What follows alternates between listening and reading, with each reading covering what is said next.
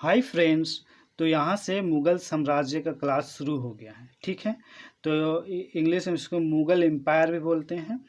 तो मध्यकालीन भारतीय इतिहास में काफ़ी इम्पोर्टेंट चैप्टर है, तो इसको देखना काफ़ी ज़रूरी है, क्योंकि यहाँ से क्वेश्चन आता ही आता है। कोई भी एग्ज़ाम हो यहाँ से क्वेश्चन आता ही।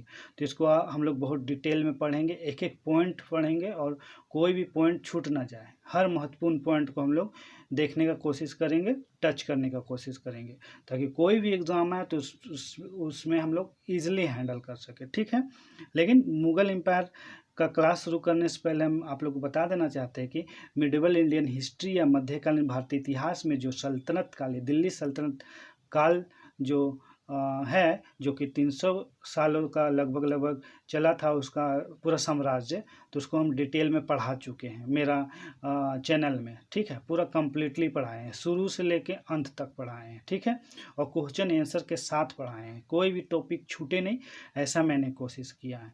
तो आप लोग इस चैप्टर को तो देखिए, लेकिन पीछे जाके दिल्ली सल्तनत का जितना भी क्लास लिए उसको देखिए। और कोई भी क्लास पढ़ाते हैं तो उसको एक बार समझ में नहीं आता है, दोबारा देखिए, तिबारा देखिए, ताकि आप लोग का पूरा तरह से क्या कॉन्सेप्ट क्लियर हो जाए। और जो भी एग्ज़ाम में आप लोग फाइट करें या बैठे तो उसमें आप लोग मैक्सिमम क्वेश्चन सही कर सके। ठीक है ना, हम लोग का एक ही उद्देश्य है कि हम लोग कैसे अच्छा से अच्छा एग्ज़ाम दें और ऑफिसर बने। ठीक है, अपने अपने लक्ष्य को प्राप्त करें, हम लोग का एक ही उद्देश्य है। ठीक है, तो चलिए हम इस क्लास को शुरू करने से पहले आप लोग कुछ बताते हैं। जैसे मुग़ल एम्पायर का मैंने फ्लैग बनाया है, इसको मैंने बहुत रफली ड्रॉ किया है, इसी पेन से ड्रॉ किया, एक ही बार रखा और बना दिया, इसको डिलीट भी नहीं की। अगर डिलीट करता तो और भी अच्छा बनाता, और कुछ लोगों को तो मैं अट्रैक्ट कर ही लेता अपना पेंटिंग से। तो पेंट भी कर दिया ताकि अट्रैक्टिव लगे। देखिए कितना खतरनाक लग रहा है ये फ्लैग। एक लायन है, लायन के पीछे सन है, ये मुग़ल एम्पायर का फ्लैग है। इसको लिख भी दिए बढ़िया से, यह शक्ति का प्रतीक नज़र आ रहा है, कितना ज़्यादा पावर नज़र आ रहा है। ऐसे भी लायन जो होता है वो जंगल का राजा होता है, और सन तो समझ रही है सभी, हम लोग का जो भी नौ ग्रह है उसका ये पिता के जैसे हैं। पृथ्वी भी यहीं से इवॉल्व होके आए हैं, यहीं से आए हैं बन के, जो हम लोग को पृथ्वी माता है ना। तो इस तरह से हम बनाए ये फ्लैग। ठीक है ना, तो चलिए अब क्लास शुरू करते हैं। तो मुग़ल बादशाह जो आएंगे, वो पहला बादशाह कौन आएंगे, वो आएंगे बाबर। तो बाबर के बारे में हम बहुत अच्छा से डिटेल में अभी आप लोगों को पढ़ाएंगे, एक एक पॉइंट, कुछ भी पॉइंट छूटे नहीं, ऐसा हम कोशिश करेंगे। अगर मेरा क्लास आप लोग देखते हैं तो आप लोगों को और बुक देखने का ज़रूरत नहीं पड़ेगा, बस मन लगा के देखिए, हम जो बोल रहे हैं उस चीज़ को समझिए। ये चैप्टर तुमको पूरी तरह से याद है, लेकिन हम इसको लिख भी दिए, जो जो बोलेंगे उसको लिख भी दिए, ताकि आप लोग को अगर समझ में नहीं आए तो पॉज करें और पढ़ लीजिए। ठीक है, और कभी कभी ह्यूमन बीइंग है तो थोड़ा सा जो टंग है, जो जीभ है, इधर उधर स्प्लिट हो सकता है, फिसल सकता है, तो उस चीज़ को आप लोग पॉज करिएगा और देख लीजिएगा। और कुछ गलत होगा तो पहला कमेंट मेरा होगा, ठीक है, उसको जाकर देख लीजिएगा नीचे में। तो चलिए हम लोग बाबर का क्लास शुरू करते हैं। ठीक है, ये बहुत शक्तिशाली राजा था, बहुत शक्तिशाली बादशाह था। ये अपने आप को भारत में स्थापित करने के लिए काफ़ी युद्ध लड़ता है, काफ़ी संघर्ष करता है, काफ़ी छोटा उम्र में ये बादशाह बनता है, लेकिन अपने आप को ये सफल साबित करने में और योग्य शासक या योग्य बादशाह साबित करने में ये सफल होते हैं बाबर। लेकिन मात्र 1526 से 1530 ईस्वी तक ही इनका जीवन काल मतलब भारत में रह पाता है। क्यों ऐसा होता है, इसका कोई कारण है, कोई इसको जहर दे के मार डालता है। तो कैसे कैसे कितना खतरनाक है, आप देखिए, पढ़ने में कितना मज़ा आएगा। कितना शक्तिशाली राजा के साथ, एक ताकतवर राजा के साथ भी ये भिड़ता है और उसको अपना बुद्धि से उसको हरा देता है। इतना मज़ा आने वाला है, इसमें कितना सारा पिक्चर बन जाएगा। चलिए, बना भी है, तो चलिए देखते हैं। बाबर जो मुग़ल साम्राज्य का पहला बादशाह था। ठीक है, ये 1526 ईस्वी से 1530 ईस्वी तक भारत में रहते हैं। इससे पहले वो रहते हैं कहाँ पे, तुर्क क्षेत्र में, उधर में मध्य एशिया में रहते हैं। लेकिन भारत में आने के बाद वो 1526 ईस्वी से 1530 ईस्वी तक ही रह पाते। 1530 ईस्वी में इनका मृत्यु हो जाता है, कोई इनको जहर दे देता है, जो कि आगे पढ़ाएंगे आप लोगों को। चलिए अब आगे देखते हैं। तो मुग़ल बादशाह का कोई एरा था, जो काल था, जो काफ़ी शक्तिशाली बादशाहों का काल था। तो उसी चीज़ को हम यहाँ पे दिखाएं। शक्तिशाली मुगल बादशाहों का काल कब से कब था? 1526 से 1707 ईस्वी तक। तो 1707 ईस्वी तक लास्ट में कौन था जो ताकतवर राजा था या बादशाह था? औरंगजेब था। और पहला कौन था? बाबर था। ठीक है। और इसके बाद 1707 ईस्वी के बाद कमजोर, अयोग्य और आलसी मुगल बादशाहों का काल शुरू हो जाता है। बात को समझ रहे हैं भाई लोग, मेरे दोस्तों? कमजोर मुगल बादशाहों का काल शुरू हो जाता है, जिसको कि उत्तर मुगल काल भी कहते हैं। क्या कहते हैं? उत्तर मुगल काल भी कहते हैं। ठीक है, समझ में आ रहा है ना?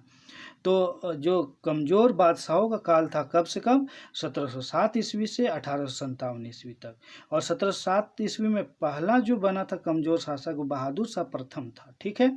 और 1857 तो आप लोग समझ भी कर रहे हैं, जबकि मुगल बादशाहों को पूरी तरह से फिनिश कर दिया जाता है, ख़त्म कर दिया जाता है।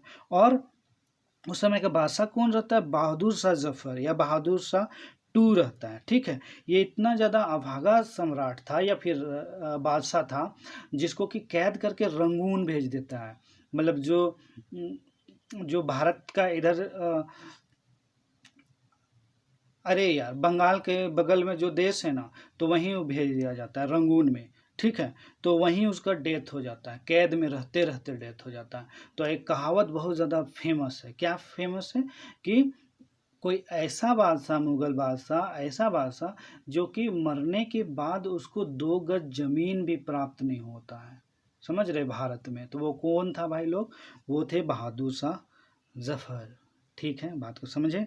अब आगे देखते हैं। तो बाबर का जन्म कब होता है? बाबर का जन्म होता है 14 फरवरी 1483। बहुत बहुत इम्पोर्टेंट है, इसको एकदम VVI है। देखिए VVI पॉइंट है, इसको देखिए, याद करिए। जन्म कब हुआ था? 14 फरवरी 1483 में। और कहाँ हुआ था? अब इस अफगानिस्तान के फरगना क्षेत्र में, अफगानिस्तान है ना, उसके फरगना क्षेत्र में हुआ था। ठीक है। फरगना क्षेत्र के अंदीजन में। तो 14 फरवरी तो आप जो जानबे करते हैं वैलेंटाइन डे है, तो इससे आप लोग याद कर सकते हैं। और 14 से 14 ही है, तो 1483 हो गया। ठीक है, इसको आप लोग इजीली याद कर सकते हैं। अब देखिए, बाबर का जो पूरा नाम था क्या था? जहरुद्दीन मोहम्मद बाबर था। क्या? जहरुद्दीन मोहम्मद बाबर। ठीक है। और इसकी जो माता थी कुतलुग निगार। और ये कौन वंश की थी? ये मंगोल वंश की थी। देखिए, आप लोगों को मंगोल के बारे में पढ़ाए थे ना, सल्तनत काल पढ़ाए थे, उसमें पढ़ाए थे आप लोगों को मंगोल कि कहाँ से मंगोल आया था, मंगोलिया से आया था। ये लोग काफ़ी ज़्यादा लड़ाकू रहते थे, काफ़ी ज़्यादा, खूब हिंसक। जहाँ भी आते थे पूरा क्षतिग्रस्त कर देते थे, सबको मार डालते थे। तो काफ़ी हिंसक ये लोगों को देखा जाता है। एक तरह का इतिहास में लोग बदनाम हैं। ठीक है। तो मंगोल वंश का जो सबसे पावरफुल जो सेनापति या राजा था वो चंगेज खान था। चंगेज खान, इसका हम पिक भी डालें अपना क्लास में। ठीक है। अब आगे देखते हैं। कौन क्लास में डाले थे? शायद अलाउद्दीन खिलजी वाला में देखे थे, देखिएगा आप लोग थंबनेल में। ठीक है। और जो बाबर के पापा थे या पिता थे वो उमर शेख मिर्जा थे। कौन थे? उमर शेख मिर्जा। ये चंगतई तुर्क वंश के थे। मतलब तुर्क में जो था, तुर्की था, तो उसी का चंगतई, मतलब वहाँ जो तुर्क में एक वंश था उसको चंगतई तुर्क वंश कहा जाता था। तो उसी में से उमर शेख मिर्जा उसके सदस्य थे, वहीं से थे। तो समझ में आया ना? पिता कौन थे? उमर शेख मिर्जा। ठीक है, जो चंगतई तुर्क वंश के थे। अब देखिए, लेकिन कंप्लीटली वंश क्या कहलाएगा? ये बाबर जी का वंश था मुगलिया, जिसको कि तैमूरी वंश कहलाता था। ऐसा इसलिए कि बाबर लोग जो था ना, वो पिता का जो चंगतई तुर्क वंश थे उसके साइड से अपने आप को प्रदर्शित करना वो लोग अच्छा समझता था। ये माता के जो मंगोली वंश था उसके तरफ से नहीं, क्योंकि ये ऐसे भी बहुत बदनाम था। तो इसीलिए वो लोग तुर्क वंश का कहलाना ज़्यादा पसंद करते थे। और एक बात अच्छा से जान लीजिए कि जो मुगल बादशाह थे वो सुन्नी समुदाय, जो मुस्लिम होता है ना, सुन्नी शिया, तो सुन्नी समुदाय के लोग थे ये लोग। मतलब प्रोफेट मोहम्मद साहब को मानने वाले थे ये लोग। ठीक है। और जो शिया लोग होते हैं वो प्रोफेट मोहम्मद साहब के दामाद को मानने वाले होते हैं। ठीक है। इसको भी मैंने बहुत अच्छा से पढ़ाया है। ठीक है, दिल्ली सल्तनत में, तो उसको जाके आप लोग देख सकते हैं। सॉरी, अगला पॉइंट क्या है, समकालीन। तो बाबर का जो समकालीन राजा कौन थे, कृष्णदेव राय थे, कृष्णदेव राय। दक्षिण का ये साम्राज्य है विजयनगर, ठीक है। तो वहीं के राजा तो कृष्णदेव राय थे, वही बाबर के समकालीन थे, ठीक है। और एक एक शासक था नुसरत शाह, वो बंगाल का शासक था, ठीक है। अब अगला पॉइंट देखते हैं, उपाधि। उपाधि क्या लिए थे बाबर, वही चीज का है। तैमूरी परंपरा के विरुद्ध, जैसे उसके जो पापा थे उमर शेख मिर्जा, ये मिर्जा का उपाधि लिए रखे थे, लेकिन बाबर को मिर्जा की उपाधि पसंद नहीं आया। वो अपने आप को पादशाह का उपाधि देता है। कब देता है, किस उपलक्ष्य में देता है, जब वो काबुल को जीत लेता है, विजय प्राप्त कर लेता है 1507 ईस्वी में, तब वो अपने आप को पादशाह कहलाता है। पादशाह का अर्थ वही होता है, बादशाह होता है, ठीक है। तो मिर्जा तो उसके पापा का जो अपने नाम के पीछे रखे थे, उसको हटा के अपने नाम के पीछे पादशाह या फिर बादशाह का उपाधि लेते हैं, ठीक है। और ये कब किया है वो तो आप लोग पढ़ा चुके हैं, 1507 में काबुल विजय के उपरांत, उसके बाद, ठीक है। और ये भी काफ़ी इंपॉर्टेंट है, देखिए इसी से क्वेश्चन आता है। और अगला वीवीआई पॉइंट क्या है, ये भी काफ़ी वीवीआई पॉइंट है, कहीं कि यहीं से वो शिक्षा लेता है और भारत देश में जीतने में इसका अहम भूमिका निभाता है। कहीं कि आप जिस तरह से शिक्षा लीजिएगा, जिस तरह से मेहनत से अपना स्किल बढ़ाइएगा, तो वैसे ही आप आदमी बनिएगा। समझ में आ रहा है, इसीलिए अपना स्किल बढ़ाने में ध्यान देना चाहिए। जैसे देखिए, युद्ध शिक्षा कहाँ से प्राप्त किया था, उजिबेगों से, तुगलमा व्यूह प्रणाली। मतलब उज्बेक जो लोग था, वो लोग मुगल का प्रतिद्वंद्वी लोग था, तो वही लोग से वो लोग सीखा था तुगलमा व्यूह प्रणाली। चक्रव्यूह सुने थे, महाभारत में चक्रव्यूह बना था, तो उसमें अभिमन्यु घुस जाता है और वो वापस नहीं आ पाता है, क्योंकि इतना ज़्यादा उसको अटैक करने के लिए इतना पावरफुल सेनापति लोग था कि अभिमन्यु घुस तो जाता लेकिन बाहर नहीं आ पाता। तो वही टाइप का चक्रव्यूह। तो चक्रव्यूह जो होता है बहुत ही खतरनाक होता है। तो वो कहाँ से सीखा था, तुगलमा व्यूह प्रणाली उज्बेकों से, ठीक है। और अपना प्रतिद्वंद्वी लोग का जो अच्छा चीज़ रहता है उसको आदमी जल्दी सीखता है। अब अगला पॉइंट क्या है, ईरानी लोग जो था, ईरान के लोग थे, वो लोग से बंदूक चलाना सीखा था। बंदूक का प्रयोग कैसे किया जाए, एकदम सटीक निशाना मारा जाए, इस टाइप का, और बुलेट बर्बाद ना हो, एक गोली एक पर्सन, इस टाइप का, ठीक है। और तुर्क जो थे, तुर्क वाला जो लोग थे, वो लोग से हॉर्स राइडिंग सीखा था, हॉर्स राइडिंग घुड़सवारी सीखा था, ठीक है। और अगला पॉइंट क्या है, मंगोल एवं अफगानिस्तानों से, मंगोल और अफगानों से व्यूह रचना प्रणाली सीखा था। मंगोल लोग भी काफ़ी ज़्यादा ताकतवर योद्धा रहता था और अफगान वाला लोग काफ़ी योद्धा रहता था, तो ये लोग व्यूह रचना प्रणाली सीखा था। तो काफ़ी ही अच्छा जगह से लोग अपना, मतलब अच्छा जगह से बाबर अपना शिक्षा ग्रहण करता है, युद्ध का शिक्षा। अब आगे देखते हैं, ठीक है। अब मृत्यु, बाबर के बारे में थोड़ा सा कंप्लीट जानकारी ले लीजिए, फिर वो क्या क्या करता है उसके बारे में तो बताएंगे ही। तो देखिए उसका मृत्यु कैसे होता है। प्रोफेसर सतीश चंद्रा के अनुसार, सतीश चंद्रा काफ़ी बहुत महत्वपूर्ण और काफ़ी फेमस इतिहासकार हैं, तो उनके अनुसार उनका मृत्यु कहाँ हुआ था, लाहौर में हुआ था, ठीक है, लाहौर में हुआ था। लेकिन बाबरनामा से स्पष्ट होता है कि बाबर की मृत्यु आगरा में कब हुआ था, 26 दिसंबर 1530 को हुई थी, ठीक है। और बाबरनामा कौन लिखा था, आप लोग तो जान ही रहे हैं, बाबर ही खुद लिखे थे, इनका आत्मकथा था बाबरनामा, ठीक है। ये चीज़ को अच्छा जान लीजिए, बाबरनामा कौन लिखे थे, बाबर, उनकी आत्मकथा थी, ठीक है। अब आगे देखते हैं, गुलबदन कौन थी, बाबर की पुत्री थी, प्यारी पुत्री भी एक तो बुक लिखती है, कौन सा बुक लिखती है, हुमायूंनामा लिखती है, हुमायूंनामा, ठीक है। तो हुमायूंनामा के अनुसार इब्राहिम लोदी की माँ, यहाँ पे देखिए बोले थे ना कोई उसको जहर दे दिया था बाबर को, तो इब्राहिम लोदी की माँ उसको जहर दे देती है बाबर को, तो उसी के कारण उसका मृत्यु हो जाता है। ये बहुत इम्पोर्टेंट है, वीवीआई कर देते हैं, ठीक है। तो इस चीज़ को देख लीजिएगा, क्वेश्चन बहुत आता है। अब अगला पॉइंट है उसका दफन और मकबरा, उसको कहाँ मरने के बाद दफनाता है, फिर उसका मकबरा कहाँ बनता है, वही चीज़ को यहाँ पे बताया गया और इससे क्वेश्चन बहुत आता है, इसलिए भी आई है। जैसे बाबर बादशाह की मृत्यु के बाद आगरा के आराम बाग, आगरा जो है ना जहाँ ताजमहल है, तो वहीं एक आराम बाग जिसको नूर बाग कहा जाता है, उसी में उसको दफना दिया जाता है बाबर को, ठीक है। और ये जो आराम बाग है या नूर बाग है, इसको कौन बनाया था? इसको बनाया था बाबर। बात को समझ रहे, बाग बनाने में एक्सपर्ट था और ये ज्यामितीय विधि से बनाया गया था ये आराम बाग को। मैथ पढ़े ना, ज्यामिति पढ़े ना, तो उसी से आधारित ये आराम बाग बनाया था। कौन बनाया था भाई? वही बाबर बादशाह। बहुत इंपॉर्टेंट क्वेश्चन है, ठीक है मेरे बंधु। देखिए आप लोग, बंधु मेरा ब्रदर होता है, यहाँ पे कभी कभी यूज कर लेता है कोई। तो चलिए मेरे दोस्तों आगे देखते हैं। अगला पॉइंट इंपॉर्टेंट है ये, बाद में बाबर की अस्थियों को वहाँ से निकाल लिया जाता है, कहीं आराम बाग से जहाँ दफना दिया गया था उसको निकाल लेता है और उसको कहाँ पे ले जाके उसको दफना दिया जाता है? काबुल में। और ये काम कौन करता है? उसकी प्यारी विधवा पत्नी। उसकी विधवा पत्नी कौन रहती है?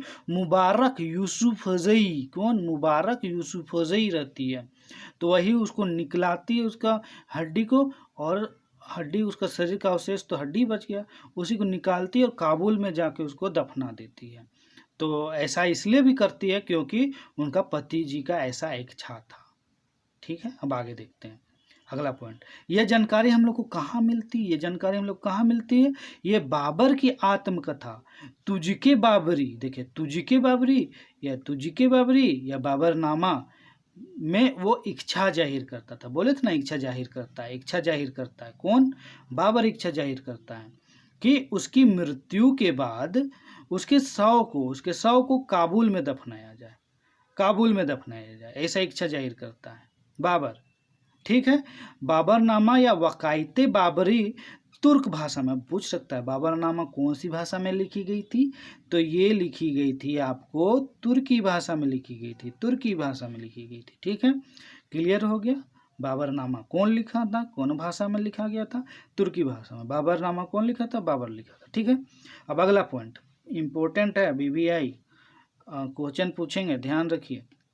अब अगला पॉइंट, बाबर ने तुर्की भाषा में काव्य संग्रह भी किया, एक पोयम भी लिखा, पोयम का संग्रह किया जिसको कि क्या नाम था?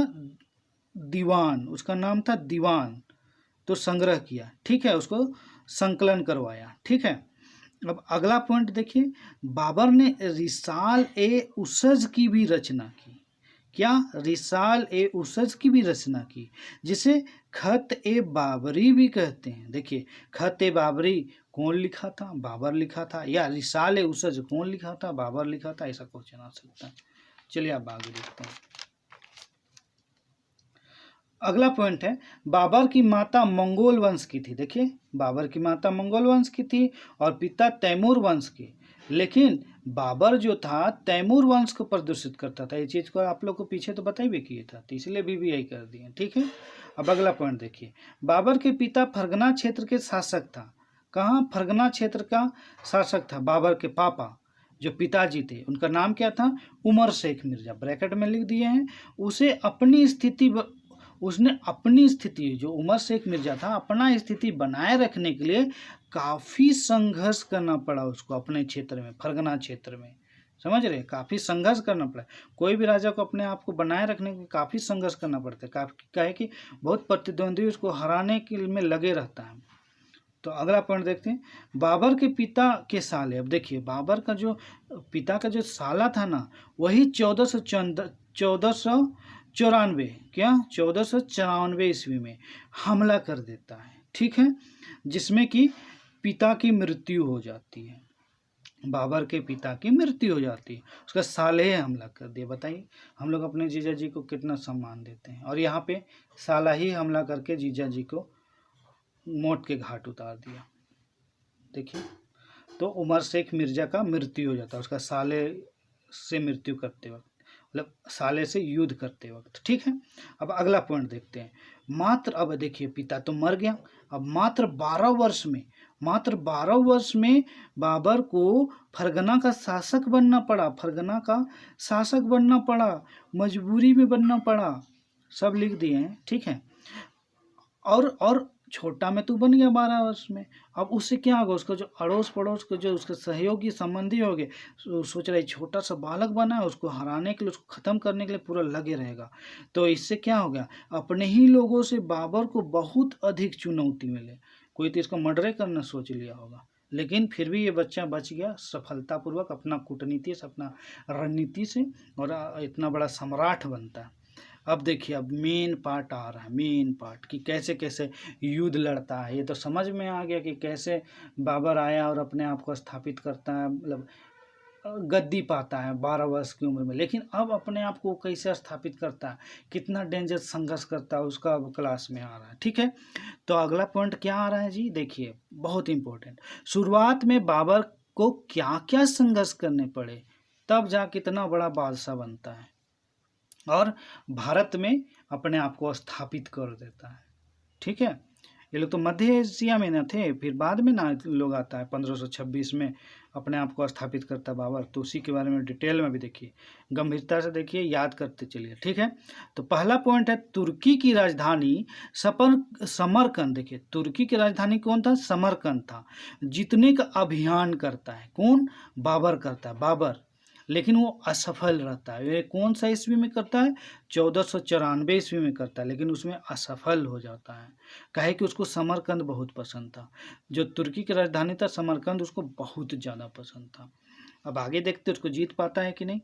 1497 ईस्वी में समरकंद को तो जीत लेता है बाबर, लेकिन जीत लेता है, लेकिन मात्र 100वें दिन के लिए जीतता है। फिर उसको छोड़ कर उसको भागना पड़ता है, छोड़ देता है, कहीं कि वहाँ पे स्ट्रॉन्ग प्रतिद्वंदी लोग आ जाता है। तो फिर भी वो हिम्मत नहीं हारता है। फिर आगे क्या करता है, 1501 ईस्वी में दोबारा समरकंद को जीत लेता है, दोबारा 1501 ईस्वी में दोबारा जीत लेता है। लेकिन इस बार वो ना 8 महीना रहता है, 8 महीना शासन कर पाता है, फिर उसके बाद भागना पड़ता है। काफ़ी स्ट्रॉन्ग वहाँ का प्रतिद्वंदी लोग था, जो बार बार उसको हरा के भेज दे रहा था। अब 1504 ईस्वी में उसने गजनी और काबुल को जीता। वो जीतने का प्रयास लगातार करते ही रहता है। तो 1504 में गजनी और काबुल को जीत लेता है, ठीक है। अब 1507 ईस्वी में काबुल विजय के बाद उसने बाबर या बादशाह की उपाधि, इस चीज़ को आप लोग को बताए थे ना कि काबुल विजय के बाद वो बादशाह की उपाधि लेता है। इस चीज़ को आप लोग को बताए थे पीछे में, आप लोग जाके पीछे देख सकते हैं। अब आगे देखते हैं, छोटा सा क्लास है, जल्दी ख़त्म हो जाएगा, काफ़ी इंटरेस्टिंग है। देखिए बादशाह की उपाधि धारण करता है, किंतु बाबर से पहले उसके पूर्वज क्या करते थे, मिर्जा की उपाधि धारण करते थे। तो बता दिया था आप लोग को, ठीक है। अब अगला पॉइंट क्या है, 1511 ईस्वी में एक बार फिर समरकंद, 1511 ईस्वी में एक बार और समरकंद को जीतने के लिए वो आक्रमण करता है। लेकिन उसे 1512 ईस्वी में फिर वहाँ से हटना पड़ता है। 11 में हमला करता है 1511 में, और 1512 में फिर उसे हटना पड़ता है। बहुत ही ज़्यादा ही जटिल है लगता है समरकंद को जीतना, ठीक है। क्यों, क्योंकि उसको समरकंद काफ़ी पसंद था, वो चाहता था कि वहाँ का वो बादशाह बने, लेकिन ऐसा पॉसिबल नहीं हो रहा था। बहुत ही स्ट्रॉन्ग वहाँ प्रतिद्वंदी लोग थे। अब आगे देखते हैं, इन सभी कारणों से, अब इतना युद्ध लड़ता वो काफ़ी परेशान हो जाता है कि हम समरकंद तो सक ही नहीं रहे। तो इसीलिए वो कोशिश करता है कि अब मध्य एशिया का इधर वेस्ट में नहीं जाके, मतलब पश्चिम में ना जाके, वो पूरब की ओर आए। और पूरब की ओर कौन था, भारत था। तो भारत की ओर आने की वो कोशिश करता। तो इन सभी कारणों से बाबर तुर्की क्षेत्र छोड़ दिया और मध्य एशिया और भारत की ओर, देखिए मध्य एशिया भारत की ओर बढ़ने का प्रयास करता है। बात को समझ रहे हैं, मतलब यहाँ पे था तो इधर पे जाना छोड़ दिया, मतलब वेस्ट में जाना छोड़ दिया, अब इधर ईस्ट में आना शुरू कर दिया, पूरब में आना शुरू किया, पश्चिम में छोड़ दिया, क्या कि बहुत युद्ध लड़ा और सख ही नहीं रहा, तो क्या करेगा, अब इसीलिए पूरब की ओर आने की कोशिश करता है। पूरब में कौन सा क्षेत्र था, भारत का क्षेत्र था। अब आगे देखते हैं, बाबर को भारत में आक्रमण करने का भारत के शासकों द्वारा ही न्योता दिया जाता है। इस चीज़ को हम पढ़ाए थे दिल्ली सल्तनत में कि बाबर को कौन न्योता देता है भारत में आक्रमण करने का। तो इस चीज़ का आप लोग को बहुत बढ़िया से पढ़ाए थे, यहाँ पे भी हम हाईलाइट कर दिए हैं। तो अब देखिए, कोई न्योता देगा, इसे भी कहीं का वो बादशाह बनना चाहता था और कोई उसको न्योता या इन्विटेशन दे रहा, तो उसका मनोबल काफ़ी ज़्यादा बढ़ जाता है कि अच्छा चलो चलते हैं वहाँ का, हम बादशाह बनेंगे, ऐसा समझ रहे हो। तो कौन कौन उसको शासक लोग उसको निमंत्रण देता है। अच्छा भाई लोग, हम लोग को शादी जाने का इनविटेशन मिलता है और यहाँ पे युद्ध करने का इनविटेशन दिया जा रहा है। ठीक है, अब आगे देखते हैं। बाबर को भारत में आक्रमण के लिए निमंत्रण देने वाले शासक कौन कौन थे। पहला था आलम खां, जो इब्राहिम लोदी का चाचा था। आलम खां जो इब्राहिम लोदी का चाचा था, यह दिल्ली सल्तनत या दिल्ली सल्तनत का सुल्तान था। क्या था? दिल्ली सल्तनत का सुल्तान कौन था? इब्राहिम लोदी। तो इसी का चाचा था आलम खां, तो वही उसको इनविटेशन देता है बाबर को कि आइए आइए आइए आइए भारत में हमला करिए ऐसा, और इब्राहिम लोदी को ख़त्म कर दिए। बताइए, तो उसका चाचा ही भतीजा को ख़त्म करवा देता बाबर से। इसको आगे में पढ़ाए हैं पानीपत का प्रथम युद्ध में अच्छा से डिटेल में। अब दूसरा कौन शासक रहता है जो उसको इनविटेशन देता है? कौन देता है? पंजाब का शासक दौलत खां। दौलत खां भी इनविटेशन देता है बाबर को कि आइए भारत में हमला करिए। और तीसरा कौन था? मेवाड़ का शक्तिशाली राजपूत शासक राणा सांगा। काफ़ी शक्तिशाली, खुद भी योद्धा था, बहुत डेंजर योद्धा था। सुनने में आता है उसका शरीर में बहुत चोट लगा हुआ था, फिर काहे कि बहुत युद्ध लड़ता था, बहुत ताकतवर था। तो इसे शक्तिशाली शासक जो था राणा सांगा, वो इन्विटेशन देता कि आइए और इब्राहिम लोदी को हराइए। तो ऐसा इसलिए करता है क्योंकि वो सोचता है कि आएगा बाबर और इसको हराएगा और फिर वो वापस चला जाएगा, क्योंकि इससे पहले भी बहुत सारे हमलावर आए थे और हमला किए, भारत में धन उन लूटता, वापस चला जाता। तो ऐसा ही वो सोचता है कि ये भी वैसे ही करेगा, लेकिन ऐसा नहीं करता यार। वो आता है और बाबर और भारत में ही अपना साम्राज्य स्थापित कर देता, मुगल बादशाह, है ना। और इसमें कितना ज़्यादा अच्छे अच्छे भवनों का निर्माण और अच्छा अच्छा स्मारकों और क्या बोलते हैं स्थापत्य का निर्माण हुआ, तो आप लोग देख भी करते हैं। जैसे लाल किला हो गया, आगरा का लाल किला, दिल्ली का लाल किला, मोती मस्जिद, और क्या क्या क्या क्या, और ताजमहल, सब यही मुगल काल में ही ना बना था। तो इसीलिए स्थापत्य काल का जो स्वर्णिम युग बोला जाता है, वो बोला जाता है मुगल एरा को या मुगल काल को। ठीक है, उसको हम बहुत अच्छा सा डिटेल में पढ़ाएंगे। अब आगे देखते हैं, ये चीज समझ में आ गया। अब अगला पॉइंट इंपॉर्टेंट, बाबर का भारत पर आक्रमण। अब ये जब हो गया, वो लोग निमंत्रण दे दिया आने का, क्या ये हमला करिए। अब बाबर अपना पूरी तरह से अपने आप को बना लेता हमला करने के लिए। अब क्या करता, पहला पॉइंट देखिए, भारत ने बाबर का भारत पर आक्रमण, उसका पहला पॉइंट क्या है? बाबर ने भारत पर प्रथम आक्रमण कहाँ किया? बाजोर में किया। बाजोर में किया, ये बहुत इंपॉर्टेंट है, BBI लिख देते हैं, BBI। बाजोर में किया, कौन सा ईस्वी में किया? 1519 ईस्वी में किया। और कौन जाति के खिलाफ किया? और यूसुफजई जाति के, यूसुफजई जाति के विरोध में करता है। ठीक है, और इसमें वो जीत हासिल कर लेता है और साथ ही साथ वो भेरा को भी जीत लेता है। भेरा एक जगह है, उसको भी जीत लेता है। ठीक है, अब आगे देखते हैं। अगला पॉइंट क्या? 1520 ईस्वी में बाजोर और पेशावर से पंजाब के सियालकोट तक वो जीत लेता है। ठीक है, लेकिन इसके बाद 1519 में वो भेरा को भी जीतता है। इसके बाद बाजोर के बाद वो भेरा को भी जीतता है। ठीक है, तो यहाँ पे दो युद्ध हो गया, याद रखिएगा। ठीक है, एक तो बाजोर को जीतने के लिए और एक भेरा को जीतने के लिए 1519 ईस्वी में। ठीक है, अब 1520 ईस्वी में उसका तीसरा हमला होता है, तो उसमें वो पेशावर से पंजाब के सियालकोट तक वो अपना साम्राज्य का विस्तार करता है। इससे काफ़ी उसको हिम्मत मिल जाता है। अब अगला पॉइंट क्या है? 1524 ईस्वी में उसने लाहौर सहित लगभग पंजाब के अधिकांश भागों में जीत हासिल कर लेता है। बताइए, अब उसका उत्साह तो बढ़ ही जाएगा, काफ़ी ज़्यादा उत्साह। 4 बार लड़ चुका है, मतलब कि 4 युद्ध लड़ा और उसमें उसको जीत हासिल मिलता है। काफ़ी उत्साहित हो गया होगा, जीतने के बाद तो कोई भी उत्साहित हो जाता है। अब देखिए, अब मेन युद्ध होगा। ठीक है। जो ये युद्ध हो रहा था, ये जो 4 युद्ध हो रहा था, वो युद्ध भारत के सीमा प्रांतों में हो रहा था। जैसे अफ़गानिस्तान और भारत के जो क्षेत्र थे, सीमा प्रांतों में हो रहा था ये सब युद्ध। लेकिन अब भारत के अंदर युद्ध होगा, जो कि महत्वपूर्ण है। वो 4 युद्ध है और इससे बहुत ज़्यादा क्वेश्चन आता है, ठीक है। तो उसी को हम लोग इसको बहुत बढ़िया से पढ़ने वाले हैं। चलिए देखते हैं। बाबर द्वारा लड़े गए प्रमुख युद्ध कौन कौन थे। पहला था पानीपत का प्रथम युद्ध। ये इतना ज़्यादा इम्पोर्टेंट है, इतना इम्पोर्टेंट है, कहा बोले, पिक्चर भी बन चुका है इसमें, फिल्म में भी। का कितना से 21 मतलब कब लड़ा गया था, 21 अप्रैल 1526 ईस्वी को लड़ा गया था, ठीक है। VVI है, इसमें क्या है, इस युद्ध में बाबर ने दिल्ली सल्तनत के सुल्तान इब्राहिम लोदी को हरा देता है।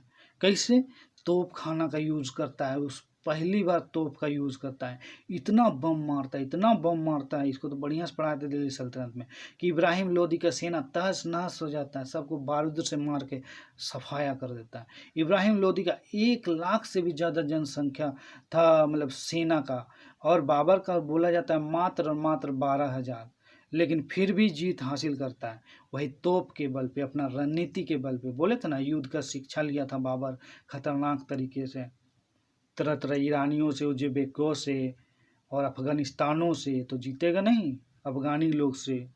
अब अगला पॉइंट देखते हैं। प्रथम बार तोपों का प्रयोग हुआ था, बोले थे, बताए थे आप लोगों को। अब अगला पॉइंट, तुगलमा युद्ध पद्धति का प्रयोग उज्बेकों से किया था। उज्बेकों कौन था, आप लोगों को तो बताए थे, वही मुगल बादशाह लोग का या मुगल लोग का प्रतिद्वंद्वी लोग था, उज्बेकों लोग था, प्रतियोगी लोग था, तो वही लोग से वो तुगलमा युद्ध नीति सीखा था बाबर। अब अगला पॉइंट देखते हैं, तोपों को सजाने का उस्मानी पद्धति, देखिए उस्मानी पद्धति का प्रयोग किया था, ठीक है।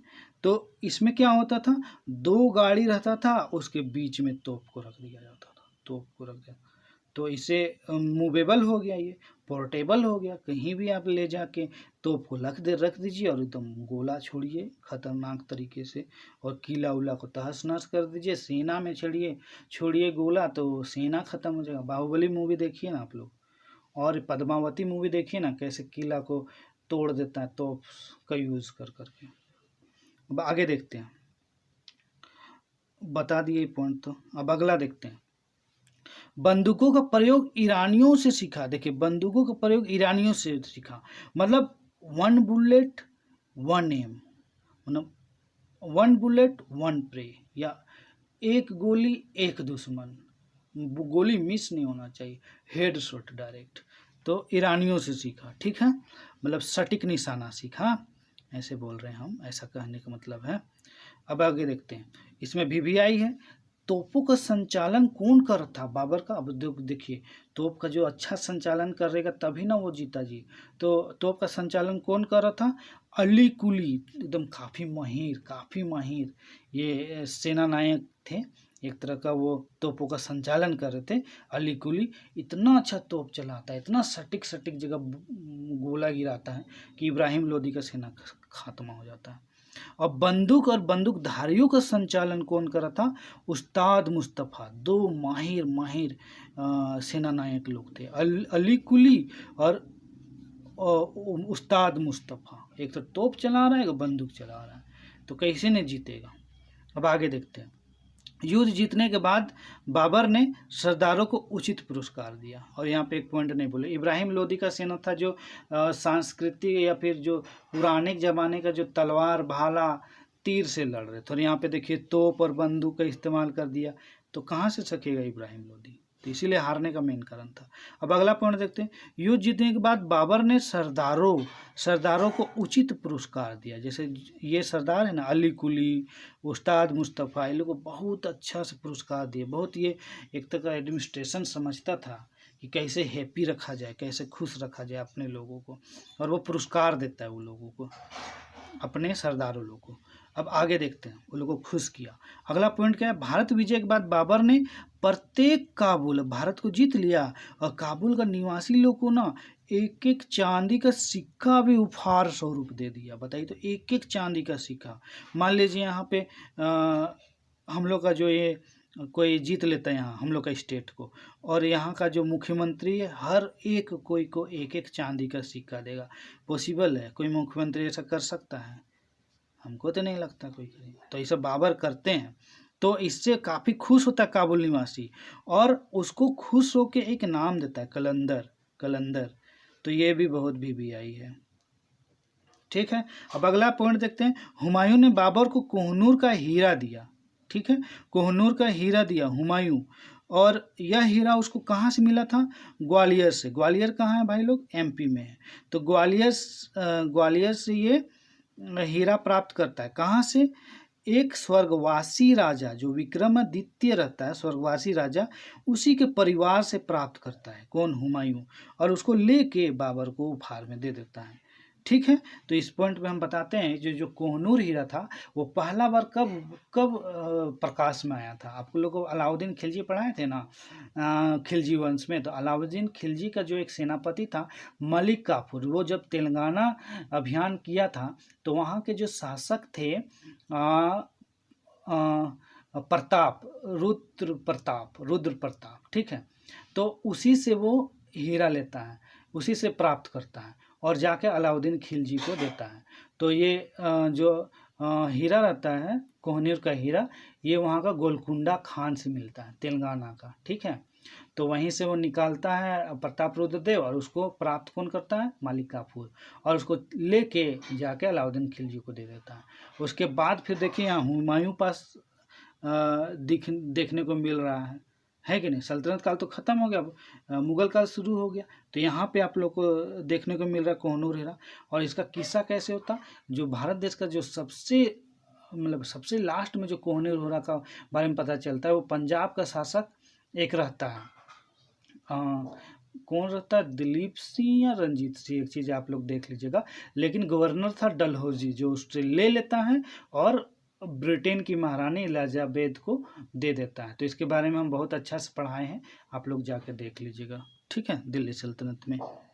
और एक क्लास कोहनूर हीरा का हम जारी भी कर सकते हैं। चलिए अब आगे देखते हैं। और एक पॉइंट और कि कोहनूर हीरा कितना महंगा दाम था, वो इतना महंगा दाम था कि अगर उसको बेच दिया जाए तो 3 दिन का खाना पूरा वर्ल्ड का लोगों को खिलाया जा सकता था। कितना ज़्यादा कीमती था, इससे आप लोग अंदाज़ा लगा सकते हैं। अगला पॉइंट देखिए, पानीपत युद्ध का प्रत्यक्षदर्शी कौन सिख गुरु थे? वो सिख गुरु थे गुरु नानक थे। ठीक है, ये बहुत इंपॉर्टेंट है। अब आगे देखते हैं, ज़्यादा लंबा नहीं, अब तुरंत खत्म हो जाएगा, 5 मिनट 10 मिनट में खत्म हो जाएगा। अब देखिए अगला युद्ध है खानवा का युद्ध। खानवा का युद्ध, देखिए पानीपत का युद्ध तो वो जीत लेता है, लेकिन खानवा का युद्ध बहुत ही ज़्यादा खतरनाक था। क्योंकि यहाँ बहुत शक्तिशाली राजपूत शासक राणा सांगा था, जिसको कि हराना आसान नहीं था। इब्राहिम लोदी तो अपना नीतिये सही से नहीं बनाया, तो उसको इजीली हरा दिया। लेकिन यहाँ जो राजपूत शासक जो था काफ़ी शक्तिशाली था, है ना, और वो मेवाड़ का शासक था, इसको हराना आसान नहीं था। तो इस तरह से खानवा का युद्ध काफ़ी ज़्यादा इम्पोर्टेंट है। इसी के बाद बाबर को भारत में स्थापित होने का पूरी तरह से मतलब रास्ता बन गया, क्लियर हो गया रास्ता। तो खानवा का युद्ध कब हुआ था? 16 मार्च 1527 ईस्वी को। ठीक है, तो ये खानवा का युद्ध जब होता है तो राणा सांगा और बाबर के बीच में होता है, और इसमें राणा सांगा जो है वो घायल हो जाता है, हार जाता है। ठीक है, अब क्या होता है? बाबर ने इस युद्ध के लिए जिहाद का नारा दिया था।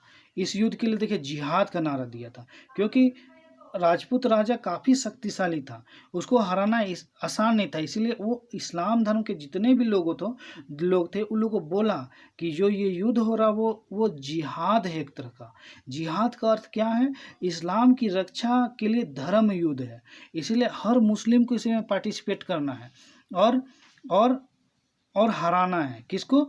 बाबर को। तो इस तरह से काफ़ी उत्साहित हो गए मुस्लिम लोग और इसमें पार्टिसिपेट करते हैं और अंततः हरा देते हैं। किसको? राणा सांगा को।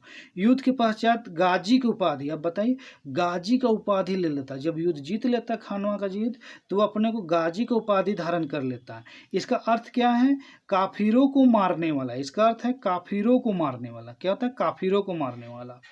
अब अगला पॉइंट क्या है, युद्ध में, जब युद्ध में जीत लेता है तो राजपूत योद्धा लोग मर जाता है वहाँ युद्ध स्थल में, तो उन लोग का ना सर काट काट काट के जमा करता है सर को, और एक मीनार बना देता, काफ़ी ऊंचा मीनार, काफ़ी ये हिंसक काम करता है। और ये कहाँ से वो सीखा था, वो मंगोली परंपरा, मंगोल वाला लोग ऐसा करता था, तो उसी से वो सीखा था बाबर ऐसा। बताइए, सब मृतक लोग का सर काट काट के ऊंचा पहाड़ बिल्डिंग जैसा बना देता है, कितना खतरनाक, बताइए तो। खूनी खेल, इसलिए ना झंडा में हम इतना ब्लडिश दिखाए हैं। लास्ट में एक बार और झंडा दिखा देंगे, ठीक है। तीसरा है चंदेरी का युद्ध। चंदेरी का युद्ध क्या होता है, चंदेरी का युद्ध किसके खिलाफ करता है, उसी चीज़ के बारे में है। चंदेरी का युद्ध कब होता है, 29 जनवरी 1528 ईस्वी को, ठीक है। तो इसका जो शासक होता है वो राणा प्रताप, मतलब सॉरी, राणा सांगा जो होते हैं उनका मदद करता था ये, तो इसीलिए उससे उसको हराने के लिए बाबर हमला करता है, तो वहीं पे चंदेरी का युद्ध होता है। अब आगे देखते हैं, तो मालवा और बुंदेलखंड, मतलब मालवा और बुंदेलखंड की सीमा पर स्थित एक व्यापारिक व राजनीतिक केंद्र था। बात को समझ रहे, एक बार और पढ़ देते हैं। मालवा और बुंदेलखंड की सीमा पर स्थित एक महत्वपूर्ण व्यापारिक और राजनीतिक केंद्र था ये चंदेरी, तो उसी को कंट्रोल करने के लिए बाबर हमला करता है। इस युद्ध में बाबर ने मेदिनी राय, किसको, मेदिनी राय, इसलिए बीबीआई किए, शासक पूछ सकता है चंदेरी का युद्ध किसके खिलाफ किया था, मेदिनी राय के खिलाफ किया था, उसको हरा देता है। और बताए थे मेदिनी राय ये राणा सांगा जी के मददगार थे, तो इसको हरा देता है, और इसमें भी वो जिहाद का नारा देता है। बात को समझ रहे बाबर, और काफ़ी ज़्यादा हत्याएँ करता है। मेदिनी राय राणा सांगा का सहयोगी था, तो बताए थे राणा सांगा का सहयोगी था। बाबर ने मेदिनी राय की 2 पुत्रियों, अब देखिए इसको हरा दिया, और उसकी 2 पुत्रियों को प्राप्त कर लेता है युद्ध के बाद, और अपना 2 बेटा लोग था, उसका हुमायूं था और दूसरा कमरान था, तो लोगों को उपहार स्वरूप गिफ्ट में दे देता है एक एक ठो पुत्रियों को, एक ठो हुमायूं को दे देता है, एक ठो कमरान को दे देता है। बात को समझ रहे। अब आगे देखते हैं, इस युद्ध में भी उसने जिहाद का नारा दिया, इस युद्ध में उसने क्या, जिहाद का नारा दिया, और बहुत सारे मुंडों को काट लेता है और फिर से मीनार बनाता है। बात को समझे। अब आगे देखते हैं, चौथा है घाघरा का युद्ध। चौथा है क्या, घाघरा का युद्ध। घाघरा का युद्ध कब होता है, 5 अप्रैल 1529 ईस्वी को होता है। तो इस युद्ध में बाबर ने अफगानी शासक महमूद लोदी को हराया। यह इब्राहिम लोदी का भाई था। जो महमूद लोदी जो था वो इब्राहिम लोदी, जो दिल्ली सल्तनत का लास्ट शासक था ना इब्राहिम लोदी, तो उसका ये भाई रहता महमूद लोदी, तो उसी को हराता है। ये बंगाल क्षेत्र में रहता है, ठीक है। तो घाघरा का युद्ध होता है इसमें 5 अप्रैल 1529 ईस्वी को। यह बाबर द्वारा लड़ा गया अंतिम युद्ध, इसके बाद युद्ध लड़ा ही नहीं, ठीक है। इसके बाद वो युद्ध लड़ा ही नहीं, ये चौथा लास्ट युद्ध है, ठीक है। अब आगे देखते हैं, मध्यकालीन इतिहास में घाघरा का प्रथम युद्ध था जो जल और थल, देखिए पानी में भी लड़ा गया, थल में भी लड़ा गया, ऐसा पहला युद्ध था। कौन, घाघरा का युद्ध, ठीक है। अब आगे पॉइंट देखते हैं, 26 दिसंबर 1530 ईस्वी को बाबर की मृत्यु हो जाती है। ये देखिए 26 दिसंबर 1530 ईस्वी को बाबर की मृत्यु हो जाती है, ठीक है। अब आगे देखते हैं, सब पॉइंट बीबीआई है, बहुत ज़्यादा इंपॉर्टेंट है। अब अगला पॉइंट, बाबरी मस्जिद का निर्माण, जो बहुत ज़्यादा हम लोग सुनते हैं ना, जिसके जगह पे अभी राम भगवान जो राम गॉड है उनका मंदिर बना अयोध्या में, तो यही बाबरी मस्जिद के जगह में ही बना, तो काफ़ी इंपॉर्टेंट है। तो बाबरी मस्जिद का निर्माण कौन करता है, यही बाबर का सेनापति मीर बाकी, देखिए मीर बाकी करता है। और वहाँ पहले मंदिर था, उसी को हटा के बनाता है वहाँ पे बाबरी मस्जिद, कौन, मीर बाकी, जो कि सेनापति था बाबर का। अगला पॉइंट देखिए, आगरा में जैमितीय विधि पर नूरे अफगान बाग बनवाया था। कौन बनवाया था, बाबर। इसको तो हम आप लोग को बहुत बढ़िया से बताए थे। और जब मृत्यु हो जाता तो वहीं उसका शव का दफन कर दिया जाता, लेकिन बाद में उसकी जो प्यारी वाइफ थी, जो विधवा थी, वहाँ से शव मतलब जहाँ दफनाया गया था वहाँ से उसका अस्थि निकालता है और काबुल में जाकर उसको दफना देता है, क्योंकि बाबर का इच्छा था, बाबरनामा में वो बोला था कि हमको ऐसा जब मेरा मृत्यु हो जाए तो काबुल में दफनाया जाए, तो उसकी विधवा पत्नी ऐसा करती है, ठीक है। बाबर ने, अब बहुत प्यारी पत्नी थी, अब अगला पॉइंट, बाबर ने सड़क मापने हेतु गज बाबरी नामक पैमाने का प्रयोग किया था। सोच रहे हैं, सड़क को नापने के लिए उसने एक मापक चीज को बनाया था जिसको कि गज बाबरी बोला जाता है। तो हम लोग लोधी वंश में भी सिकंदर लोधी को देखे थे, जो कि जमीन मापने के लिए गज सिकंदरी का निर्माण किया था। तो ये सड़क मापने के लिए बाबर करता है, जिसको गज बाबरी कहते हैं। ठीक है, अब देखिए क्वेश्चन आंसर शुरू होता है, जल्दी जल्दी पढ़ेंगे और 5 काउंट करेंगे, आप लोग इसको सही करने का कोशिश करिएगा। ठीक है, क्वेश्चन आंसर शुरू हो जाता है। लेकिन इससे पहले बोलेंगे कि अगर मेरा क्लास आप लोग को अच्छा लगता है, पढ़ाने की स्टाइल अच्छा लगता है, तो लाइक, सब्सक्राइब एंड शेयर करिए और अपने प्यारे भाई का सपोर्ट करिए, ताकि हम और इससे उत्साहित हो जाए और अच्छा से अच्छा वीडियो लाएं, ज्ञान से भरा हुआ, जो कि आप लोगों को आगामी एग्ज़ाम में काफ़ी हेल्पफुल हो, और सारे सब्जेक्ट का बनाने का कोशिश करेंगे, इसीलिए सपोर्ट करिएगा। ठीक है भाई लोग, चलिए क्लास मतलब क्वेश्चन आंसर शुरू करते हैं। पहला क्वेश्चन है, हुमायूं नामा की रचना किसने की थी? चलिए ऑप्शन है, ए बाबर, बी है हुमायूं, सी है गुलबदन बेगम, सी है अमीर खुसरो। ठीक है, तो चलिए 5 काउंट कर रहे हैं, आप लोग करिए 1 2 3 4 5। चलिए सिलेक्ट कर लिया अपना ऑप्शन। चलिए हम बता देते हैं, इसका आंसर है गुलबदन बेगम। पढ़ाया था ना, इसको बहुत अच्छा से पढ़ाया था आप लोगों। अब आगे देखते हैं। दूसरा है, बाबर ने भारत पर प्रथम आक्रमण कहाँ किया था? ठीक है, पहला ऑप्शन है ए बाजौर में, बी है सियालकोट में, सी है लाहौर में, डी है पेशावर में। चलिए सिलेक्ट करिए अपना ऑप्शन। इसको बहुत अच्छा से पढ़ाए थे। चलिए काउंट करें 5 1 2 3 4 5। तो चलिए बता देते हैं, ए बाजौर। ठीक है, अब अगला क्वेश्चन देखते हैं, तीसरा, गुलबदन बेगम के हुमायूंनामा के अनुसार बाबर बादशाह को जहर किसने दिया था? इसको भी बहुत बढ़िया से पढ़ाए थे। ए इब्राहिम लोदी का चचा, बी इब्राहिम लोदी की बहन, सी इब्राहिम लोदी की माँ, डी इब्राहिम लोदी की चाची। चलिए काउंट करें 1 2 3 4 5। तो आप लोग सिलेक्ट कर लिए अपना ऑप्शन। चलिए हम बता देते हैं, इब्राहिम लोदी की माँ। ठीक है, ठीक है। अब अगला देखते हैं, अगला क्वेश्चन चौथा है, पानीपत का प्रथम युद्ध का प्रत्यक्षदर्शी कौन सिख गुरु थे? सिख गुरु थे। चलिए अब आगे देखते हैं, मतलब ऑप्शन देखते हैं। ए है गुरु अर्जुन देव, बी है गुरु अंगद, सी है गुरु अमरदास, डी है गुरु नानक। चलिए काउंट करें 1 2 3 4 5। चलिए सिलेक्ट कर लिया अपना ऑप्शन। हम बता देते हैं, इसका आंसर है गुरु नानक।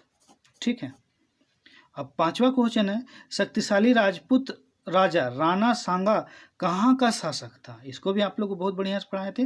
चलिए पहला ऑप्शन है बुंदेलखंड का, दूसरा बी है मालवा का, सी है ग्वालियर का, और डी है मेवाड़ का। ठीक है, चलिए आप लोग अपना ऑप्शन चूज करिए, हम काउंट कर रहे हैं। चलिए काउंट करें। ठीक है, 1 2 3 4 5। चलिए कर लिए अपना ऑप्शन सेलेक्ट कर लिए। चलिए हम बता देते हैं, 5वां का आंसर है डी मेवाड़। ठीक है, तो उम्मीद है आप लोगों को क्लास काफ़ी अच्छा लगा होगा, है ना? तो सपोर्ट बनाए रखिए, और जल्दी से जल्दी हम जो नेक्स्ट मुग़ल बादशाह जो आने वाले हैं उसका क्लास लेके आएंगे, है ना? अगर अच्छा लगता है तो लाइक, सब्सक्राइब एंड शेयर करिए। ठीक है, अपना भाई का सपोर्ट करिए। इसी के साथ विदा लेते हैं। बाय बाय मेरे प्यारे मित्रों, बाय मेरे प्यारे भाइयों, बाय बाय। अगला शासक कौन आएगा ये जान लीजिए, बाबर के बाद जो भी आएंगे वही आएंगे, हुमायूं। ठीक है, चलिए बाय दोस्तों, बाय मेरे मित्रों।